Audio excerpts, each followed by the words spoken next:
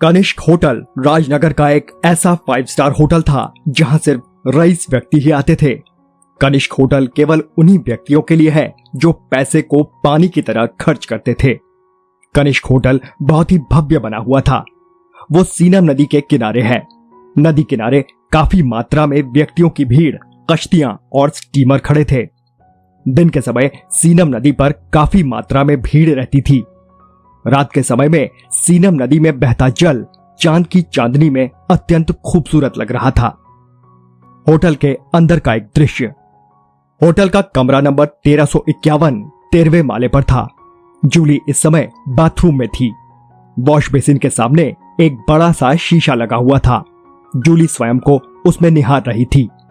इस समय उसके जिस्म पर पिंक टी शर्ट और मिनी स्कर्ट थी जो घुटनों से काफी ऊपर थी। चेहरा चांद सा, आंखें छोटी छोटी, होंठ एकदम गुलाबी, मानो लिपस्टिक की कोई जरूरत ही नहीं। बाल घने व काले, पीछे के सभी बालों को समेटकर सुंदर जूड़ा बना रखा था। माथे के आगे के बालों की एक लट माथे पर लटक रही थी जो उसके रंग रूप में 4 चांद लगा रही थी। इस रूम में और 2 कमरे थे। कमरे के अंदर प्रवेश करते ही एक बहुत बड़ा ड्राइंग रूम था। हर दीवार पर अलग अलग रंग था। एक दीवार पारदर्शी कांच की थी। कांच की दीवार की दूसरी तरफ सीनम नदी बहती हुई नजर आ रही थी।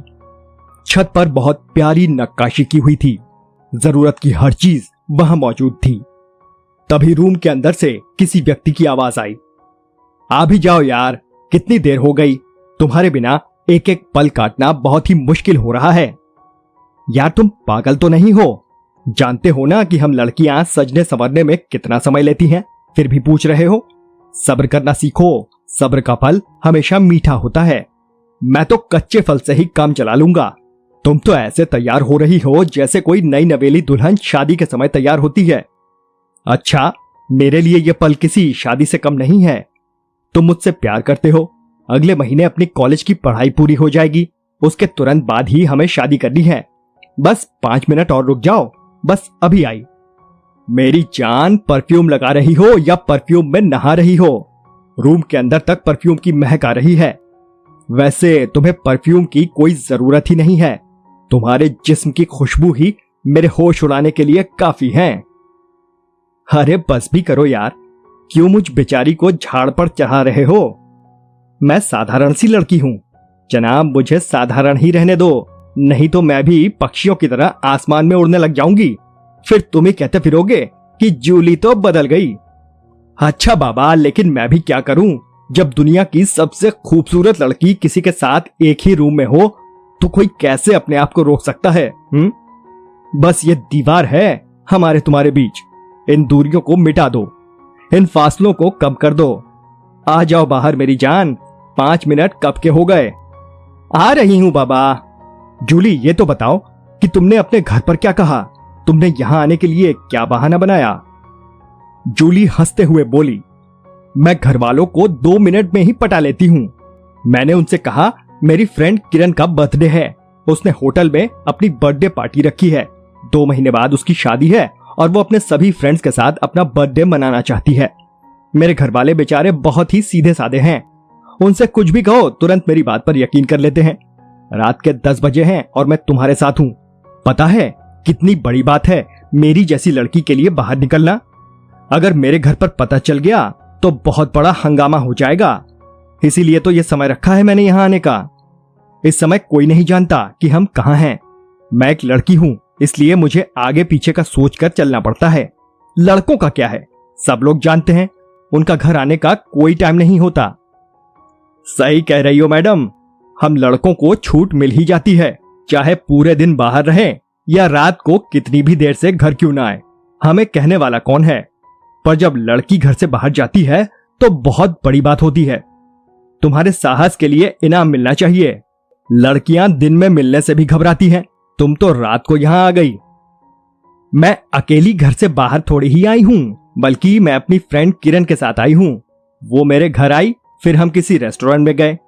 वहां 7-8 फ्रेंड पहले से ही थी। तान्या ने केक काटा। 1 घंटे बाद पार्टी खत्म हो गई। पार्टी खत्म होते ही किरण मुझे मेरी गली के बाहर छोड़कर चली गई। उसके बाद वो अपने घर चली गई और मैं यहाँ तुम्हारे पास आ गई। मानते हो ना मेरे दिमाग को? कैसे सारे काम हो गए। बहुत खूबसूरत मेरी जान, अब जल्दी करो, मुझसे इंतजार नहीं हो रहा। अच्छा बाबा, तुम कुछ करने दो तब आऊं, तुमने बातों में लगा रखा है। अच्छा ठीक है, पर जल्दी करो। बाहर खड़ा व्यक्ति अपने ही ख्यालों में डूब गया और अपने आप से ही बातें करने लगा। आज मेरी सारी ख्वाहिशें पूरी हो जाएंगी। रूम में एक ड्राइंग रूम था। कमरा काफी बड़ा था। उसने डबल बेड पर रखी ब्लैक डॉग की बोतल उठाई, एक बैग तैयार किया। वहीं बेड पर दूसरी तरफ भुने हुए काजू व कबाब रखे हुए थे। एक बैग लेकर उसने कुछ काजू उठाए और खाने लगा। तभी व्यक्ति का फोन बजने लगा। पैंट की जेब से फोन निकाला। फोन की स्क्रीन पर किसी जॉनी का नंबर शो कर रहा था। व्यक्ति ने फोन उठाया। फंस गई कबूतरी तेरे जाल में। दूसरी तरफ से जॉनी की आवाज आई।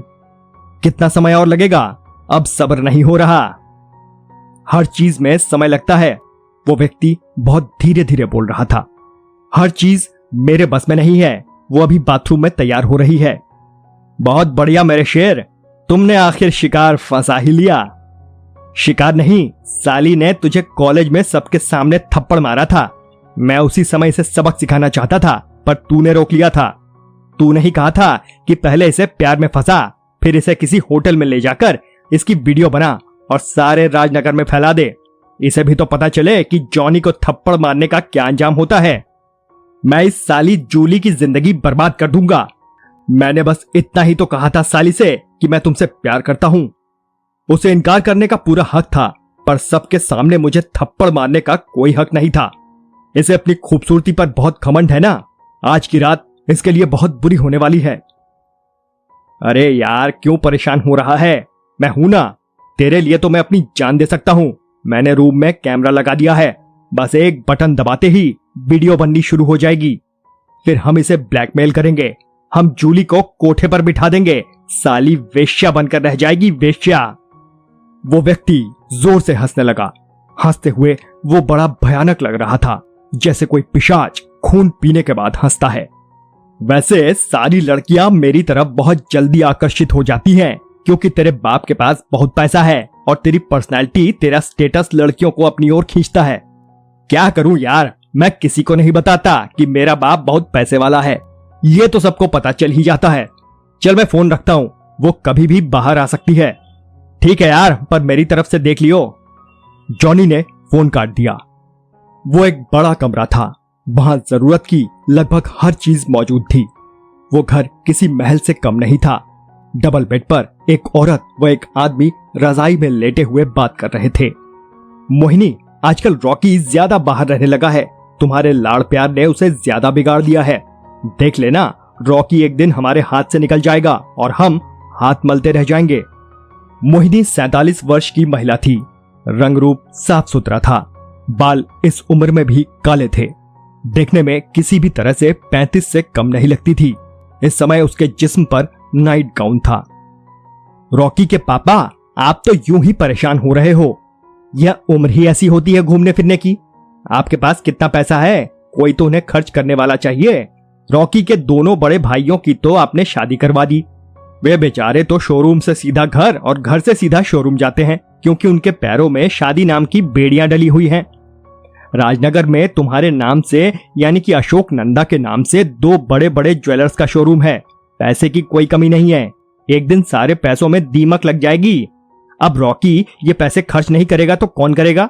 बोलो, किसके लिए कमा रहे हो इतने पैसे? हाँ, तुम बिल्कुल सही कह रही हो, पर इस पैसे की कद्र करनी पड़ती है, क्योंकि पैसा जल्दी से नहीं आता, पर जल्दी से चला जरूर जाता है। समझ रही हो ना रॉकी की मम्मी? ये पैसा बहुत बुरा होता है। पता नहीं क्या क्या करवा दे। मुझे बिल्कुल भी पसंद नहीं है रॉकी का यूं रात रात को देर से आना। उसे सही नसीहत दो, वरना मुझे दूसरे रास्ते भी मालूम है। मोहिनी ने अशोक नंदा की तरफ तिरछी नजर से देखा और पूछा, और वो कौन सा रास्ता चुना है मेरे बेटे के लिए? अशोक नंदा के होठों पर बहुत प्यारी मुस्कान उभर आई। जैसे अपने दोनों बेटे की शादी करवा दी, वैसे ही रॉकी की शादी करवानी पड़ेगी, तभी बाज आएगा। अन्यथा इसी तरह रात भर अपने दोस्तों के साथ आवारागर्दी करता फिरेगा। इस बात से तो मैं भी सहमत हूं। रॉकी आजकल हाथ से निकलता जा रहा है। अब तो ये नशे की लत में इतना पड़ गया है कि पहले तो महीने में कभी कभी नशा करता था, लेकिन आजकल बिना नशा किए आंख ही नहीं खुलती। तुमने एकदम ठीक कहा कि मैंने ज्यादा बिगाड़ दिया, वरना ये ऐसा नहीं था। मोहिनी की आंखों में आंसू आ गए। मेरा सबसे छोटा बेटा अगर किसी चीज की जिद करता है तो मुझसे देखा नहीं जाता। आखिर हूं तो मैं भी एक मां ना। फिर वो फफक फफक कर रोने लगी। अरे रॉकी की मम्मी, तुम पागल तो नहीं हो? ऐसे भी कोई रोता है? अशोक नंदा ने मोहिनी का चेहरा अपनी दोनों हाथों की हथेलियों में भरा और प्यार से उसके आंसू पोंछते हुए बोले, इसमें तुम्हारा कोई दोष नहीं है। मां की ममता तो अपार होती है।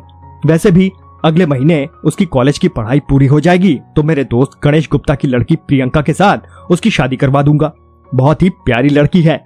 दिन भर घर पर उसका आना जाना तो लगा रहता है, क्योंकि तुम्हारी लाडली की वो बेस्ट फ्रेंड जो है, दोनों एक कॉलेज में पढ़ती हैं। वैसे दोनों को देखकर ऐसा लगता ही नहीं कि मानो दोनों फ्रेंड हो, बल्कि ऐसा लगता है जैसे दोनों सगी बहन हो। मुझे कभी ऐसा लगा ही नहीं कि मेरी एक बेटी है, बल्कि हमेशा ऐसा लगता है कि मैंने दो लड़कियों को जन्म दिया है। तुमने एकदम सही बात कही। अशोक नंदा अपनी पुरानी बातों को सोचते हुए बोला, मुझे याद है जब गणेश की वाइफ गुजरी थी वो बहुत टूट गया था, क्योंकि उस समय प्रियंका सिर्फ 3 वर्ष की थी। गणेश तो हिम्मत हार गया था। फिर तुमने ही कहा था कि गणेश भाई, प्रियंका भी मेरी बेटी की तरह है, और देख लो तुमने उसे अपनी बेटी की तरह पाला। तुमने एक पल भी ये नहीं कहा कि मैं तुम्हारे दोस्त की लड़की को मां का प्यार नहीं दे सकती। अशोक नंदा की आंखें हल्की सी नम हो गई थी। तुम्हारे जैसी पत्नी बहुत किस्मत वालों को मिलती है। बस करो रॉकी के पापा, मैंने कोई इतना बड़ा काम नहीं किया जो तुम मुझे इतना चढ़ा रहे हो। जो मुझसे हो सका वो मैंने प्रियंका के लिए किया। मेरी जगह अगर और कोई होती तो वो भी यही करती। हाँ, कह तो तुम ठीक रही हो। जब रॉकी भी 4 साल का था तब उसे तुम्हारी बहुत जरूरत थी। तुमने एक समय में 2-2 बच्चों की देखभाल की। ये कोई छोटी मोटी बात नहीं है। इसके लिए बहुत बड़ा दिल चाहिए जो सिर्फ तुम्हारे पास है। अच्छा, बातें बहुत हो गई। देखो कितना समय हो गया, 10:30 बज गए, पर तुम्हारा लड़का अभी तक नहीं आया। मैं फोन लगाता हूं। अशोक नंदा फोन निकालकर रॉकी को फोन मिलाने लगा। 3-4 रिंग गई, फिर दूसरी तरफ से कॉल रिसीव हुई। अशोक नंदा बात करने लग गया। मोहिनी अपने ही ख्यालों में खो गई। रॉकी की शादी कब होगी, कब रॉकी की दुल्हन आएगी।